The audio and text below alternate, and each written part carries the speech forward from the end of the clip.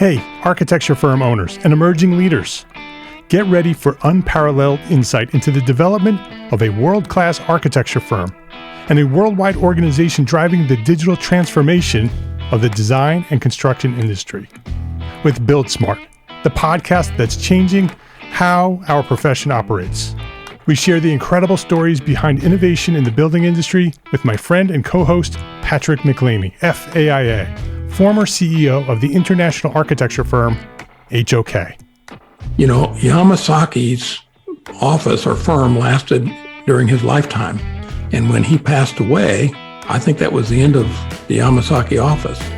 Helmut did not want that. He wanted a firm that would live out and grow beyond the founders. In Season 1, discover the untold stories behind HOK's meteoric rise, from 150 employees in St. Louis to a powerhouse with over 1,900 staff members and 27 offices worldwide. You know, they weren't as polite as the Kojima people. That was just boom. And anytime you have a creditor, whether it's Kojima or the bank, that wants their money, unless you can raise money someplace else, you are out of business. Bankrupt. And hold on tight for Season 2, where Patrick takes us on a new adventure as chairman of Building Smart International, shaping the future of digital transformation in the design, construction, and operation of built assets. Ian Howell, Ken Harold, and I, Ken was my technical representative from HOK. The three of us took a tour of Europe of 5 cities in 5 days. Very busy time. Simply follow the link in the show notes to subscribe to Build Smart now and uncover lessons that will transform you and your architecture firm.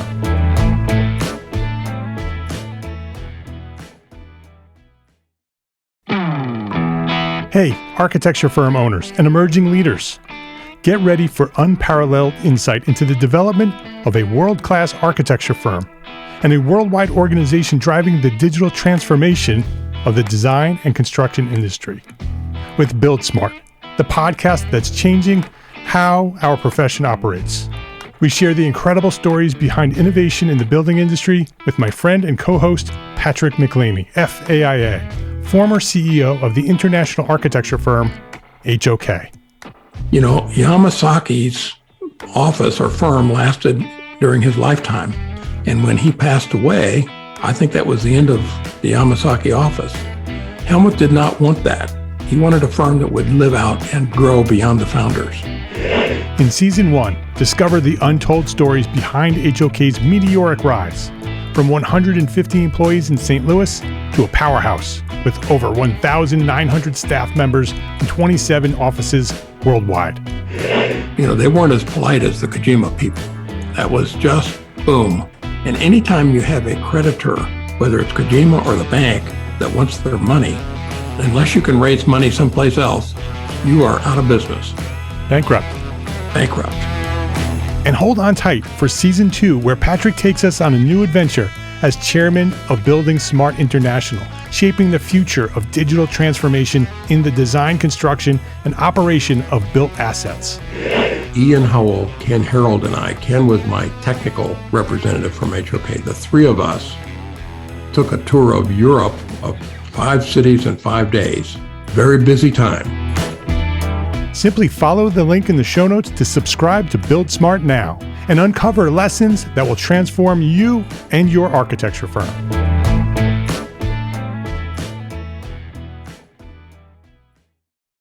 An Entree Architect membership provides online training for small firm entrepreneur architects who want to take control of their own success in business, leadership, and life.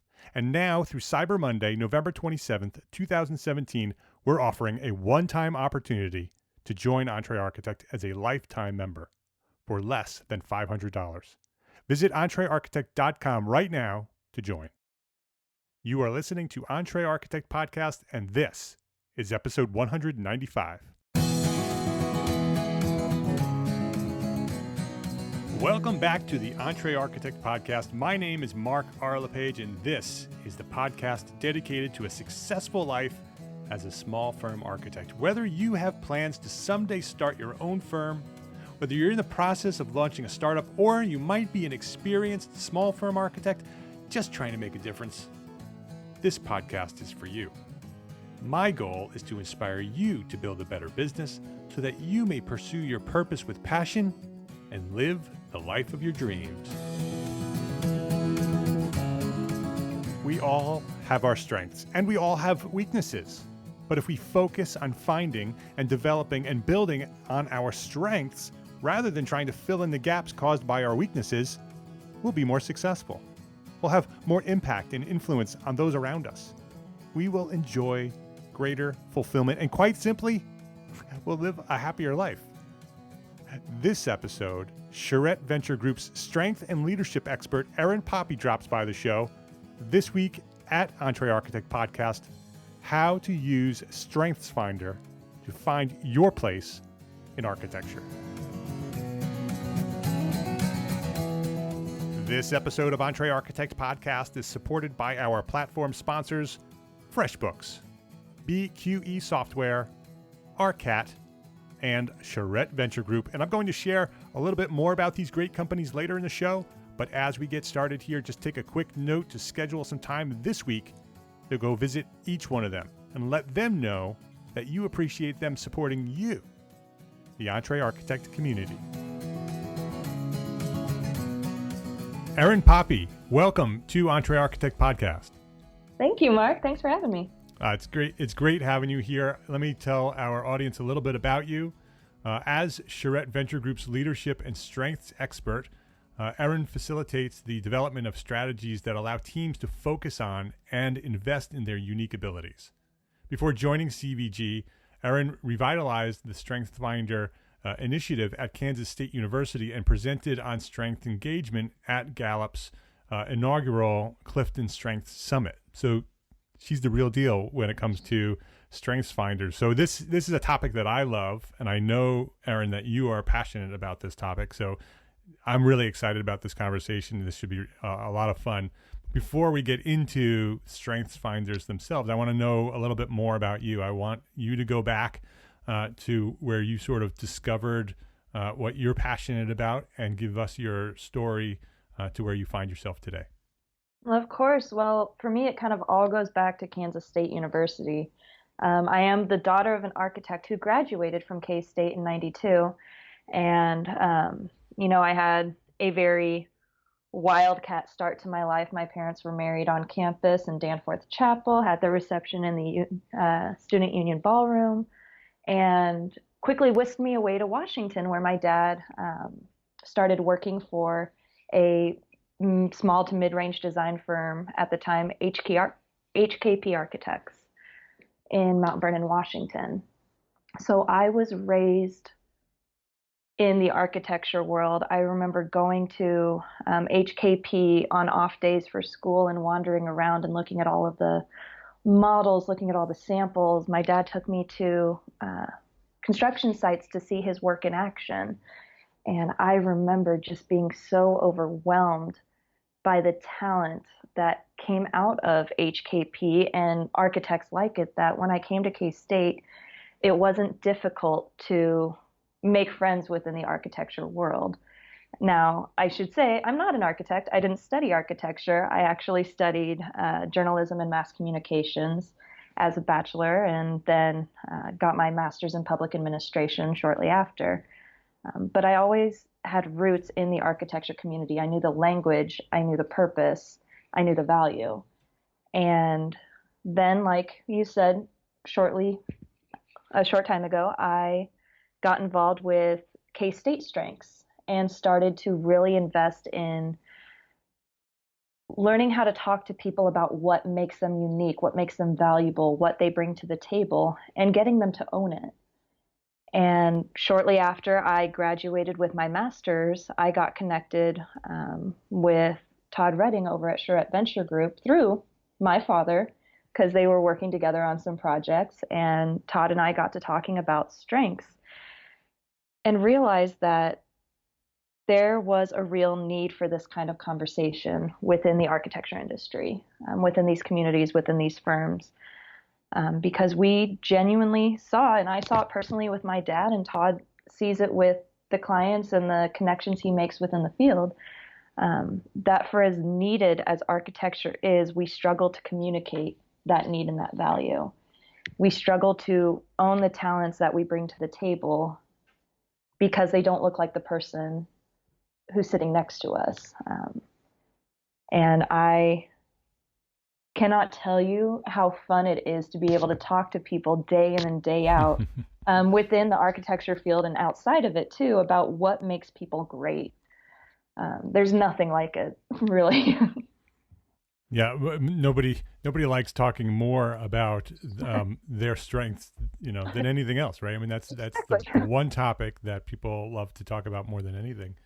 Dale Carnegie, in his book How to Win Friends and Influence People, that's the number one thing, right? Talk about the strengths and the passions of the person you're talking to.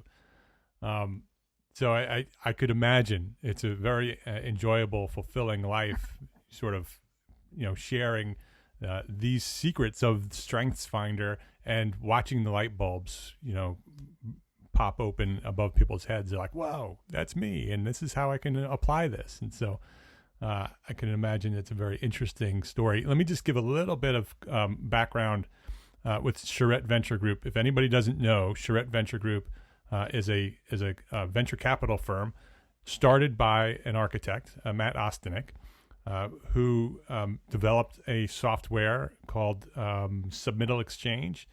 He sold that software to a bigger company. That bigger company went public, and Matt ended up with some funds, and he wanted to take that funds and give it back to the community. And so he started Charette Venture Group. Soon after launching it, he teamed up with Todd Redding, who is now the CEO of Charette Venture Group, and they invest in small firms and help them build and grow into big firms. And so if anybody's interested, you can go to charettevg.com and learn all about them. And Erin is a recently new team member over there, focusing specifically on strengths, using StrengthsFinder, which I want to get into that specifically, to learn who you are and how your teams work best together. But I'm not going to get into all that. I'm going to let the expert get into that. I just wanted to give some clarity and some background on Charette and who they are. And actually, Entree Architect is an investment partner with Charette Venture Group, actually the first investment partner with Charette Venture Group. So good friends, longtime acquaintances, and they've helped us build Entree Architect as we've grown. So Erin, let's start with StrengthsFinder itself, and what is it, and how can our community, who are small firms and sole practitioners, use it to help them grow and become more successful? Of course. Well, let me start off by saying recently Gallup has started going through a little bit of a branding change. So if you hear me use the words Clifton Strengths, I am referring to StrengthsFinder. They are interchangeable for me as I move on to this new language. But on the whole, this assessment is something that seeks to identify areas of a person's greatest potential for success rather than failure. Like we said just a moment ago, it is so much fun to talk to people about what makes them great, but that conversation isn't intuitive to us because of the way we were raised, because of the structures around us, because of how we were educated. More often than not, at least from my experience and from many other people that I've spoke to, the common psychology behind development for a long time has been focus on your weaknesses and become a well-rounded person. Whereas this assessment seeks to get you to go farther based on your talents. How much farther could you go by investing a small amount of that energy that you would originally put into something that you would just constantly struggle with to something you're naturally good at? So pick a lane and own it, and you'll see you, your team, your firms grow exponentially from there. Now, that's all kind of more big picture thinking right there, but this assessment is grounded in research that studies a wide variety of talent functions that really assess where your natural areas of greatness lie. Participants are given 20 seconds to place themselves on these statement continuums in this assessment. We get a lot of comments about how that's a little bit anxiety inducing, and that's true, it is, but it's meant to get your gut reaction to these scenarios. And let me clarify something now. If you don't feel attachment to either statement, you weren't wrong. You did nothing wrong. That's the way the assessment is built. And after you walk through this about 45-minute assessment, it spits out what we call your top 5 talents, or the top 5 ways you innately think, feel, or behave. So for me, I could have said this earlier, but this seems as good a time as any to share my top 5. It is strategic, ideation, individualization, connectedness, and learner. So what this means is that I am what we call a strategic thinker. I love ideas. I love dreaming. I love making connections with people who have other ideas and helping them take those a step farther.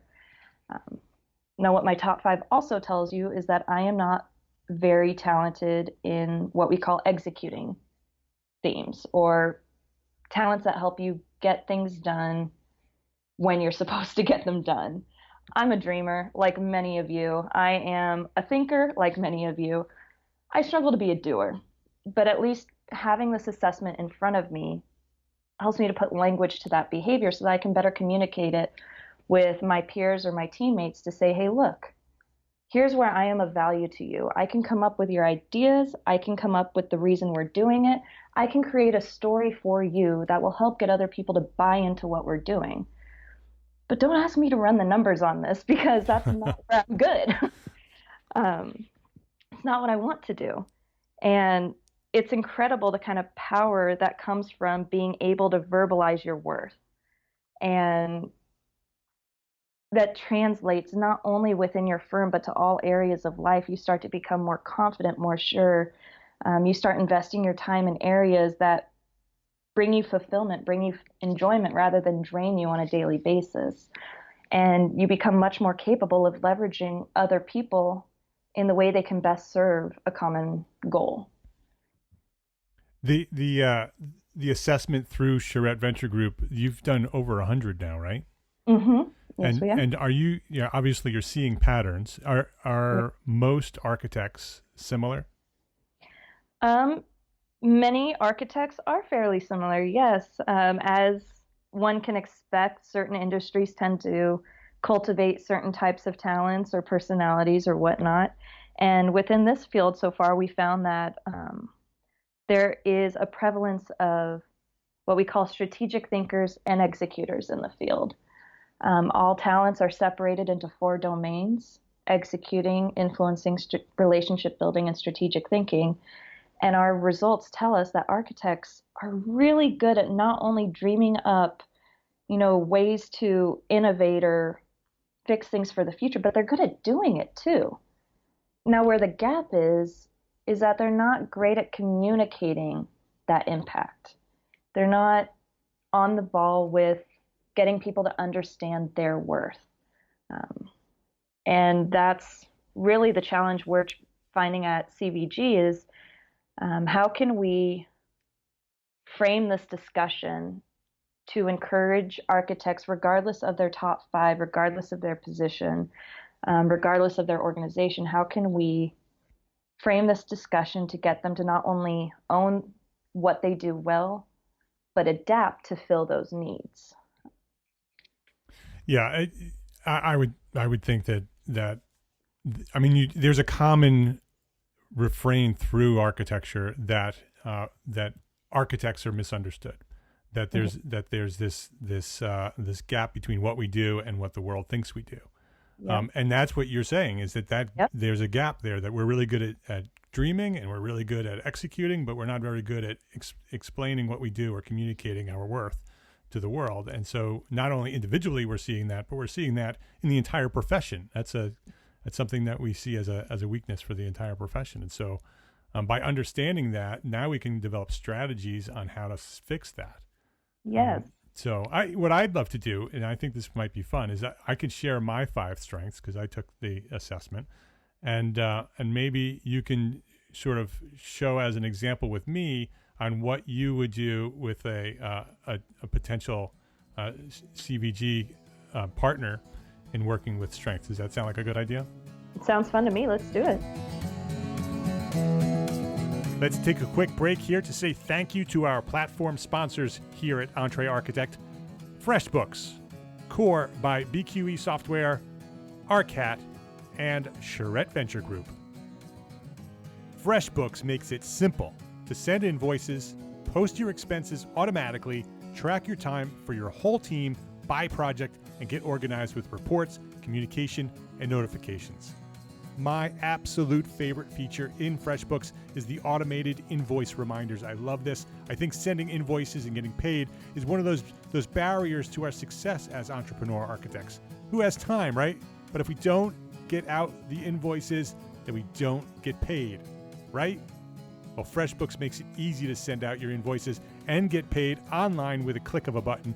And when your client doesn't pay you on time, FreshBooks will send them a friendly email reminder through a simple system that you control. Sign up for a free 30-day unrestricted trial and get ready for the simplest way to be more productive, organized, and most importantly, get paid faster. Visit entrearchitect.com/freshbooks to access FreshBooks for free, and be sure to enter EntreArchitect in the How Did You Hear About Us section. One of the most often requested resources here at the EntreArchitect community is project management software. How do we keep our projects and all our people organized while we grow as entrepreneur architects? BQE Core revolutionizes the way architects manage projects, time and expenses, billing, and accounting. Made by BQE, the company behind ArchiOffice, Core saves you time while giving you the visibility, flexibility, and the power you need to grow your firm. Work from anywhere, seamlessly collaborate, and gain transformative insights with Core's groundbreaking platform. Listeners here at the EntreArchitect podcast can get a free 15-day trial of Core at entrearchitect.com/BQE. If you've been listening to this podcast anytime during the past few months, you've heard me talking about my friends ARCAT, and hopefully you've been using their free resources on a regular basis. But for those of you who have not yet checked them out, go check them out. ARCAT is a great tool for us small firm architects. ARCAT has a huge library of free content: CAD, BIM, specifications, and more. And they've done all the work for you. If you need a spec, click on over, download the CSI 3-part specification in multiple file formats. You need a CAD file or BIM object, it's all free. Just click the mouse. ARCAT has tons of building product content ready for you to use, and it's all completely free. You don't even have to register to download the content. Visit our friends over at ARCAT at entrearchitect.com/ARCAT. That's ARCAT. entrearchitect.com/ARCAT. And let them know that we sent you right here from the EntreArchitect podcast. Charette Venture Group invests in small to mid-size architecture firms. Listen up, that's you. Their goal is to create action behind your aspirations. CVG seeks architect clients with a passion for growth and a dedication to becoming a stronger business. EntreArchitect is an investment partner with CVG, so I know firsthand how their support has transformed my business and my life. We also have several members inside the EntreArchitect Academy who are also investment partners with CVG, and it is truly a pleasure to watch these firms grow and thrive. The team over at Charette Venture Group is ready to help take your architecture firm to the next level. Your firm is unique, but your challenges aren't. Charette Venture Group can help. To schedule a free consultation with Charette Venture Group or to take their free architect business assessment to see exactly where you stand as a business, visit them today at entrearchitect.com/CVG. FreshBooks, BQE Software, ARCAT, and Charette Venture Group. Please visit our platform sponsors today and thank them for supporting you, the EntreArchitect community. So I've taken the assessment. Actually, you can take there's a book called StrengthsFinder 2.0, and in that they'll give you a code and you can take the assessment, or you can actually go to the website and take the assessment, or you can actually go through CVG and take the assessment with them, and they'll actually give you a whole bunch more value add over there. So I would suggest going to CVG to do it, but you can do it other ways as well. And I did it a long time ago. I should probably take it again because your strengths change, right? They do have a tendency of changing based on major life shifts. So in many cases, a change in jobs, a move, change in relationships, any of these can influence how you operate out of your talents. Now, with that, I will say that it is not recommended to retake the assessment immediately if you do not feel you passed your top 5. Yeah. Don't retake it. Take the time to sit down and digest the information, and I promise you, you will start to own it. Yeah. But what the findings do say is that if you do choose to retake it at any time, you'll notice that maybe it's more of your number 5 or your number 4 that kind of switch out for something in your 6 through 10. And I think it's also important to say that if you look at your top 5 and you look at the entire list of talents and see something in the full list that's not in your top 5, it doesn't mean it was wrong. It doesn't mean you did it wrong. It just means that you might not rely on that talent as frequently as you do those in your top 5. You have all of the talents. We all have all of the talents. But we have the ability to be more selective on when we leverage the other ones. Versus, for me, strategic as my number 1, that pushes its way into literally everything I do. I am constantly thinking, I'm constantly strategizing, I'm constantly trying to figure out a way to do something better. Whereas for me, one of my lower ones is one called significance, or the need to be seen, be heard, do something that matters. That doesn't mean I don't involve myself on things that I don't believe in or that I don't think matter. It just means I am more selective on when I leverage that drive on areas that I truly, truly am all about. Yeah. Yeah. So I would say that any longtime listeners of the podcast, when you hear my 5 strengths, you'll probably go, yeah, it actually definitely. So because when I read them, I was like, this is spot on. When my family reads them, they say it's spot on. And so my first is futuristic. My second is empathy. My third is belief. My fourth is connectedness. And my fifth is developer.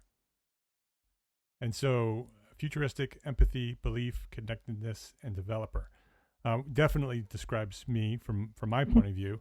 Do you want to go through each one of those and sort of talk about each one first, or I'm just going to sort of let you take it from there?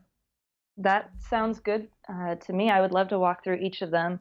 With each one, I would love to hear just a very short description of how you define them as well. Okay, well, I have the definitions in front of me, but I could not look at the definitions, and I could go through that. I mean, futuristic for me, and I'm not going to look at the definitions. I'm just going to tell you what I think they mean for me. Futuristic. I've always been a dreamer since the day I was born. You can ask my family, you can ask my mom and my brothers. I am a dreamer to a fault. I'm always looking in the future. I'm always looking at what could be. For both me and the community around me. And so futuristic being number 1 is no surprise to me. Because it's such a strong strength of mine, I would suggest that maybe it's even a fault because it takes away from other potential, which may be part of the whole assessment, is understanding that. Empathy, without a doubt, again, very, very strong empathy. Even as a child, I've always been concerned about others and the way they feel and I've always put myself in the position of others. Not a surprise that empathy is number 2. Belief, definitely have very specific core values that don't change. My principles are very strong. I know who I am. I know what I believe. And I don't always, work to convince others of those core values, but I know what I believe. And so that would be belief. Connectedness, it is one of my passions to bring one person to another and watch that relationship grow into something else, that makes me whole. That's one of the reasons I do Entree Architect, is because it allows me to create a community. It allows me to introduce one person to another person, and those people together become stronger individually and as a whole. And the whole entire community that has grown around Entree Architect is a dream come true for me. It's not even something that I ever dreamed would have happened. But the excitement of all of those connections being made every day throughout our community is really, really exciting for me. Without a doubt, is a strength of mine. And then developer, all of the ideas I have from the futuristic point of view, I'm very good at saying, okay, this is where I want to go. This is how I'm going to get there. But the actual execution, and so I'm not sure about developer. You can talk about that to me a little bit more. I'm weak at executing, although you can see that I've overcome that in many of the things I've done with the podcast and the blog and the businesses that I've run. But developer, I see what I want to do. I know how to get there. And then the actual physical execution, the day-to-day getting things done are the things that I have a weakness with, and I need to build a team around me in order for those things to happen. So how was I? How did I do? Perfect, Mark. Are you sure you weren't looking at the description? I was not looking at any of the descriptions. And see, that is one of the value of having people put these descriptions in their own words, is that even if you are not right on the money word for word as to what Gallup says this talent is, that's the point. These are your talents. They are influenced by your way of living, your lived experiences, your other top 5. So I have met people before that when they read the description in the book, it doesn't fit. But when they think about that talent in relation to their life or their other talents, suddenly they have this aha moment of, oh my God, that's totally me. Yes, just needed to reframe it. Yeah. But yes, you're right on the money. Futuristic is big picture dreamer. What can we do tomorrow? Empathy is a very needed skill in our world. And it's so brilliant that you have it as your number 2, that putting yourself in other people's shoes comes so naturally to you. Belief, that is one of the ones I typically hear people struggle with understanding initially, but you had a beautiful description of it. It is my core values that, I might not need to push on anybody else or get them to buy into it, but I operate out of those, and that's all I need to know. Connectedness, that was beautiful, that need to bring people together, to connect them, to watch them grow.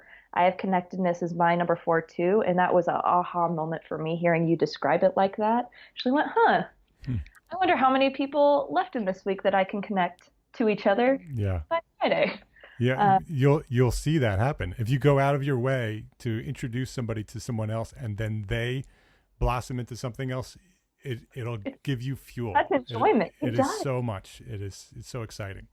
And, that leads in perfectly to developer as well, because developer is all about seeing potential, whether it's in ideas, in people, in opportunities, whatever it is, there's a chance to grow. There's a chance to be more. There's a chance to be better. So why not take that step towards that now instead of waiting until tomorrow, which is, again, perfect for your futuristic, because you're also focused on tomorrow of, all right, how can we be better than we were today? And we talked about retaking the assessment before, and I'm going to be honest with you, I've retaken my assessment before. And it was after 5 years, people. I waited 5 long years to retake it. And sure enough, I used to have empathy and developer in my top 5 as well. And I kind of remember that feeling of frustration you described a little bit of, well, great, I can see how people can be better. I can tell them how to be better. How are we going to get that done? Right. What do we do from here? How can I achieve that vision that I so clearly see as if it were right in front of me? And you also answered that question as well. You build teams of people around you that can fill those gaps. You intentionally seek out executors. You intentionally seek out influencers, people that can accomplish the tasks that you have laid out and that can get other people to buy into the purpose of those tasks. Now, um, I will say that because I came across it with students before when I was working with them of, oh, well, I have no executing talent, so I don't have to do anything, right? No, Just dream away. that's not what we're saying. In fact, the beautiful thing about your talents is that you can adapt them to fill these individual gaps yourself with a little, strategic thinking on our end. But in terms of your top five specifically, Mark, in going outside of building up a team around you of executors, I would challenge you to say, at least for me with my connectedness, I think about the people in my network. If I don't get this task done, if I don't follow through on this idea I had, how many people am I going to limit the growth for? Yeah. And that way it's not just on me, because if it's just put on me, then I will adapt to different deadlines. I will adapt to different ideas. I will say there's always tomorrow. But that's not the same for the other people in my network. Some people are more deadline oriented and feel anxiety when those deadlines aren't met. Some people in my network are doers in the sense that if they don't take an idea and run with it immediately, then they feel frustration that it's never going to get done. Even if I might need a couple more days to think about it, if that's not communicated, then they become disconnected. And more than anything, I want to support my network to be the best it can be. So that alone, that awareness of what how my talents can affect others, pushes me to execute, pushes me to follow through on the to-do list I've made at the start of the day, even though I don't take as much enjoyment in crossing off the items as an achiever might. It pushes me to engage other ways of thinking, behaving, or doing so that I can improve my processes to be more like them. I mean, I don't know about you, but I've always been, a relationship builder or strategic thinker. And I realized that throughout my entire life, I've constantly surrounded myself with executors. And for a long time, that made me feel inferior until I realized that the reason I was surrounding myself with executors wasn't because I wanted to be more like them, because I did, and that alone caused me a lot of hardship because I was never going to be like them, and I need to accept that. But what I realized is that by surrounding myself with executors, I was not only learning from them and how I could adapt their processes to meet the way I operated, but also I was filling a gap for them. I was giving them insights with my empathy as to how they could relate to other people on their team and get them engaged and motivated. I was leveraging connectedness to make sure that these executors in the room were talking with the people they needed to get things done. I leveraged that developer in order to say, you guys are already amazing, but how can we all be better as a collective? And in terms of, you building Entree Architect into this dream that you never even knew you had, your top five definitely came into that. Yeah. Like you said, you built this because you wanted to create a network for architects to benefit and grow and learn. And that speaks directly to your top five. I imagine you put yourselves in these architects' shoes every day to say, what do they need to know now? Every day. Every day. Yeah, it's fascinating to me to what you just said, to use your strengths to leverage some of those gaps, to sort of use the connectedness and the futuristic and the empathy to sort of put a little pressure on yourself, that knowing that you thrive on connectedness. So maybe you do a little things that make you uncomfortable, or you're not that aren't as much fun, in order to get to that place that is fuel for you. That connectedness is fuel for me. That if I can do the things that I don't like so much to get to that reward, I may be more likely to get those things done. Fascinating idea. I've never thought of that, which is why you're the expert, and I have you here. on the show. So very, very good. I love that.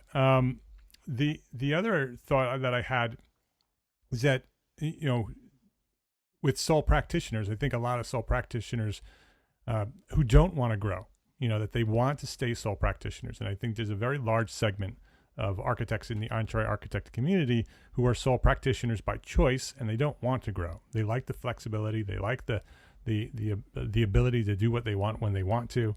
But they find many, many challenges because they only have their strengths. And so there's no place to fill in those weaknesses because they don't have a team. So what do you say to those people? For one, I think they should pay attention to what you just said to me and use that for them as well. But does everybody need a team with complementary strengths, or can they use the strengths they have to be more successful just knowing what to do with them? I think anything is possible. So whichever way those practitioners put their mind to it, they can do it. But just know that, whether we're talking about strengths or teams or anything, time and time again, we're shown that working with others helps us go farther. And it's completely fine if you want to stay a sole practitioner and do what you do, have that independence and that growth, but then you need to really assess, what do I bring to my own table and what gaps are those creating? Like we said, for relationship builders, it might be that we get a little bit tied up and away from executing our tasks in front of us. Same with strategic thinkers. With influencers, we might not take a little time to sit down and think out the future before we start speaking about it. But if you plan on remaining a sole practitioner, I would recommend that you invest in not only growing your talents to be the best they can be, but also look into maybe some contracting. You don't have to grow your team in order to fill those gaps. There are other people who are more than willing to come in and help you for a determined amount of time, and then walk away from you with the resources in place and the structures in place for you to continue to succeed. A lot of sole practitioners I've heard struggle, like we said earlier, as do many architects, to communicate that value of their work to their clients or to their communities, and to which I would say, look into hiring a marketing contractor, someone else who could tell your story for you while you focus on doing the work you love. So your work at CVG. So you're working with CVG now. What if somebody decided to go over to CVG and take the assessment? What happens at that point if somebody wanted to work with CVG to look at their strengths? Well, if someone wanted to work with CVG, first thing they should do is email me at Erin@charettvg.com. Because I will get them set up with all the information they need to know about moving forward. But in general, what we do with our clients is administer the Clifton Strengths Assessment to a determined amount of employees at the firm. Once we have gathered their top 5 results, we will put them into a chart and analyze, at least on a surface level, what that means for the firm in terms of where are your strengths, where are your gaps, where is there room to grow? And another way we help support that research is by doing one-on-one interviews with, again, a determined amount of staff to really dig deeper into these results and see how these talents influence your organizational culture, your climate, your workflow. And if there are any areas that we can invest more in as CVG or as your team to really take your work to the next step. And then after all is said and done, we present a review of the firm's core talents and those implications and insights to the firm's leaders. Now that said, through the month of November, we do have a very special deal where for $2,500, we will present this analysis package to not only the firm's leaders, but we'll give up to 10 access codes to individual team members and conduct up to 5 one-on-one interviews. So how do they connect with you for that? They just email you? Just email me at Erin@charettevg.com and I will get you all set up. All right. And so you described working with teams. And so you're really talking about firms with how many people is a typical investment partner with CVG? Well, we at least administer up to 10 codes with our investment partners. And I would say our general investment partners range anywhere from, 10 to 20 to 25-ish maybe. We've seen some pretty large teams come through at CVG that are looking to grow even more, which is always a really exciting conversation to have with them. Right. Okay. This is fantastic. So they can reach out to you, Erin, at CharetteVG, as in Venture Group, CharetteVG.com, and they can go from there. Erin, before we wrap up, and this may be a very obvious question at this point, but I want to ask you the same question that I ask all of my guests. What is one thing that a small firm architect can do today to build a better business for tomorrow? One thing that you can do to build a better business today for tomorrow is to go to CharetteVG.com and download our Strengths in Architecture white paper that can be found under our resource tab, because not only does that have all the background technical information about the assessment that we didn't get a chance to cover today, but it gives you some tangible, applicable knowledge to take back to your firms minutes after reading it to say, hey, look, even if we haven't taken the assessment yet, here's how we can start cultivating a strengths-based culture in our organization to go further. That white paper, I have a very easy link to get to it. If you remember, entrearchitect.com/CVG will take you right to that page that has the white paper on it. So entrearchitect.com/CVG and go download that white paper. I think that's a great answer to that question. Erin, very much, thank you very much for spending the time here, sharing your knowledge about Charette and about StrengthsFinder.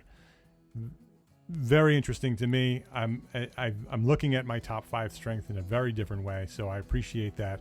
And I thank you for sharing your knowledge here today at Entre Architect Podcast. Of course. Thank you so much for having this conversation with me, Mark.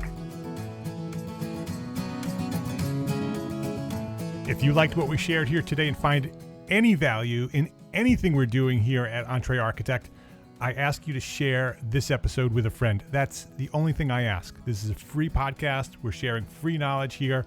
All I want to do is get as many people as possible listening to this show and gaining from the knowledge that's being shared here. So I ask you this one question, this one opportunity, this one request to share this episode with a friend. And I think this is a great one to share. I think there's lots of value in this one. StrengthsFinder is a great platform. It's a great tool to learn and understand who you are and where your strengths lie and how you can affect your life by applying those strengths to the things that you do. So entrearchitect.com/episode 195. That's the link to share for this episode, entrearchitect.com/episode 195. And if you are listening to this episode before the end of Cyber Monday, November 27th, 2017, you still have an opportunity to join Entre Architect as a lifetime member. One low price lifetime membership. I don't think we're going to offer this again. So if you want to take advantage of this amazing offer, go grab it right now while you can. Visit entrearchitect.com for details while they last. My name is Mark R. LePage, and I am an entrepreneur architect, and I encourage you to go build a better business so you can be a better architect. And there's no better place to do that than here at Entre Architect. Love, learn, and share what you know. Thanks for listening. Have a great week.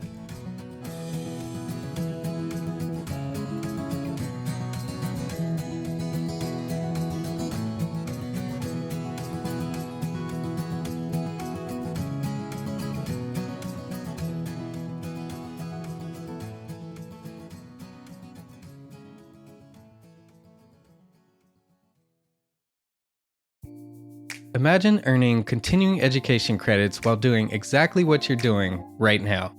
Well, you can. Gable Media has revolutionized the way you earn your continuing education credits with a groundbreaking approach. Forget running around town and scouring the internet for credit-worthy courses. Fulfill your CE requirements effortlessly by listening to engaging podcasts just like the one you're listening to now.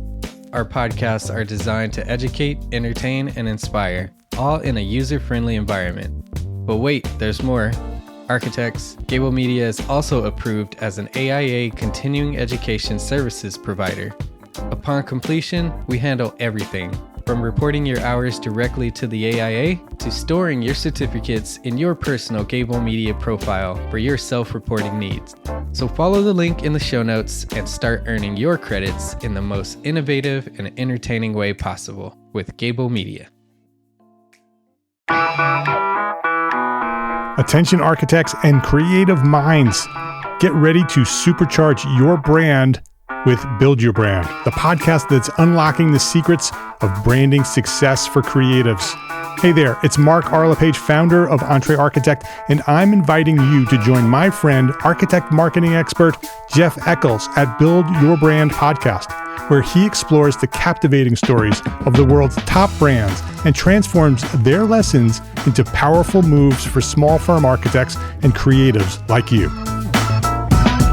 In Season 1, Jeff shares the thrilling tale of Southwest Airlines, where he dissects their journey to the summit and distills it into strategies tailor-made for you. It's important to keep in mind that companies like Southwest compete in the real world, just like you, and face real-world challenges, just like you. You might be surprised at how similar those challenges are to the struggles that you grapple with on a day-to-day basis. Don't miss out on your blueprint for success. Subscribe, tune in, and let's build your brand together. You may have noticed that the very best brands in the world are also known for having somewhat unique corporate cultures. That's often the glue that holds everything together when they encounter those rough spots. We don't do it because it inconveniences the passengers to whom we are primarily dedicated, the short haul, frequent flyer.